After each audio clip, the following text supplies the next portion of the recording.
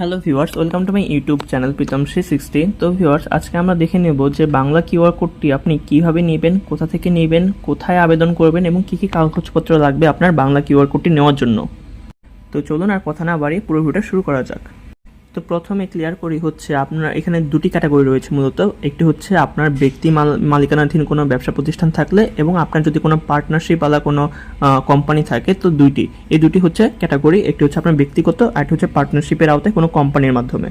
তো এটি হচ্ছে দুটি ক্যাটাগরি এবং দুটি ক্যাটাগরির জন্য অবশ্যই আলাদা আলাদা কাগজপত্র সাবমিট করতে হবে। অর্থাৎ যেটি ব্যক্তি মালিকানাধীন সেটির জন্য যা সাবমিট করতে হবে, ওই কোম্পানির মালিকানাধীন সেটির জন্য সেই একই ধরনের কাগজপত্র সাবমিট করতে হবে, বাট সেটিতে আরও কিছু বেশি বা এক্সট্রা কাগজ সাবমিট করতে হবে।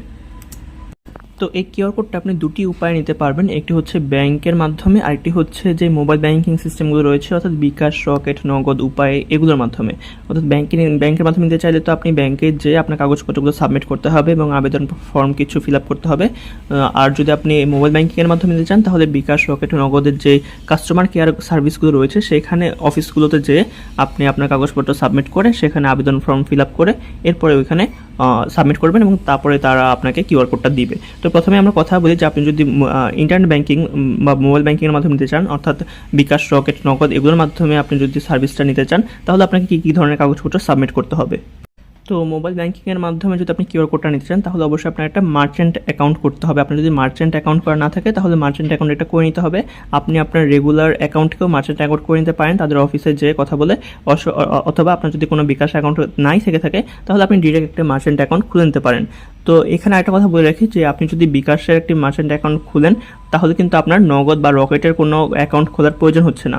আপনি জাস্ট বিকাশটা দিয়ে বাকি নগদ, রকেটের কাজটা করে নিতে পারবেন। অর্থাৎ যে কোনো একটি মোবাইল ব্যাংকিংয়ের একটি অ্যাকাউন্টই আপনি খুলবেন এবং সেটির মাধ্যমে বাকি সবগুলোর কাজ হয়ে যাবে। তখন কিন্তু আপনাকে আর ব্যাংকেও যেতে হচ্ছে না, জাস্ট ওই একটি বিকাশ বা রকেট বা নগদের মাধ্যমে কিন্তু আপনার সকল কাজ হয়ে যাবে। অথবা আপনি যদি ব্যাংকে যে খুলতে চান, তাহলে কিন্তু আপনি শুধু ব্যাংকে গেলেই হবে, আপনার তখন কিন্তু বিকাশ, রকেট, নগদ এগুলোর কোনো প্রয়োজন হচ্ছে না। তো আপনি অবশ্যই বিকাশ, রকেট, নগদে যদি কাস্টমার কেয়ারে যে খুলতে চান, তাহলে তাদের ওখানে যাবেন। তো কী কী ডকুমেন্টস নিতে হবে সেগুলোর মধ্যে অন্যতম হচ্ছে এনআইডি কার্ড। অবশ্যই ফটোকপি নেবেন, মেন কপি চাইলে নিতে পারেন, বাট ফটোকপি অবশ্যই জমা দিতে হবে। এনআইডি কার্ডের ফটোকপি নিতে হবে, তারপরে ট্রেড লাইসেন্সের ফটোকপি দিতে হবে, তারপরে আপনার যে দোকানটা রয়েছে অর্থাৎ যে ব্যবসা প্রতিষ্ঠানটা রয়েছে সেটি একটি ছবি দিতে হবে আপনাকে। আপনি একটি মোবাইলে ছবি তুলে নিয়ে যাবেন, তো সেই ছবিটি সাবমিট করতে হবে। এছাড়া আপনি শুধু যে দোকানের ছবি তা না, দোকানের যে মালপত্র রয়েছে আপনার, অর্থাৎ প্রোডাক্টসগুলো রয়েছে, সেই প্রোডাক্ট সহ একটি ছবি আপনাকে দিতে হবে। তো সেই ছবিটা দেওয়ার পর সেখানে আপনার তারপরে অ্যাড্রেস দিতে হবে, দোকানের অ্যাড্রেস আপনি সেখানে সাবমিট করবেন এবং একটি ভ্যালিড ফোন নাম্বার আপনার লাগবে। এছাড়া আপনার লাগবে হচ্ছে একটি টিন সার্টিফিকেট এবং আপনার পাসপোর্ট সাইজের 2 কপি ছবি। এই কটি জিনিস হলেই মূলত আপনি একটি ব্যক্তি মালিকানাধীন প্রতিষ্ঠানের জন্য কিন্তু কিউআর কোডের জন্য অ্যাপ্লাই করতে পারবেন, যে কোনো যে মোবাইল ব্যাংকিং অপারেটরগুলোর মাধ্যমে। এবং সেখানে আবেদন ফর্ম সাবমিট করার পর তারা একটু ভেরিফিকেশন করবে। ভেরিফিকেশন করার পর কিন্তু তারা 3 থেকে 4 কর্মদিবসের মধ্যে কিন্তু আপনাকে কিউআর কোডটা দিয়ে দিবে, অর্থাৎ বাংলা কিউআর কোডটা দিয়ে দিবে। তো একক ব্যবসার ক্ষেত্রে যদি আপনি এখন ব্যাংকের মাধ্যমে নিতে চান কিউআর কোডটি, বাংলা কিউআর কোডটি, তো সেটার জন্য আপনাকে জাস্ট যেই ব্যাংকেই যান আপনি, সেই ব্যাংকে আপনার একটি অ্যাকাউন্ট লাগবে, অর্থাৎ অ্যাকাউন্ট খোলা থাকবে। যদি আপনার সেই ব্যাংকে অ্যাকাউন্ট খোলা থাকে তাহলে তো হলে আপনি সেই ব্যাংকেই যাবেন। আর যদি অ্যাকাউন্ট খোলা না থাকে আপনার কোনো ব্যাংকে, তাহলে আপনি যে কোনো একটি ব্যাংকে গেলেই হবে। সেখানে জাস্ট একটি ব্যাংক অ্যাকাউন্ট খুলে নেবেন এবং তারপরে আপনার যে বাকি কাগজপত্রগুলো আছে সেগুলো ওটার মতোই সেম। আপনার এনআইডি কার্ডের ফটোকপি লাগবে, ট্রেড লাইসেন্স লাগবে, এছাড়া আপনার দোকানের ছবি লাগবে, তারপরে আপনার অ্যাড্রেস লাগবে, ফোন নাম্বার লাগবে, টিন নাম্বার বা টিন সার্টিফিকেট লাগবে এবং পাসপোর্ট সাইজের 2 কপি ছবি লাগবে। এগুলো সেখানে সাবমিট করে একটি আবেদন ফর্ম ফিল আপ করলে কিন্তু আপনি কিন্তু ব্যাংক সেখানে কিছুদিন ভেরিফিকেশন করবে।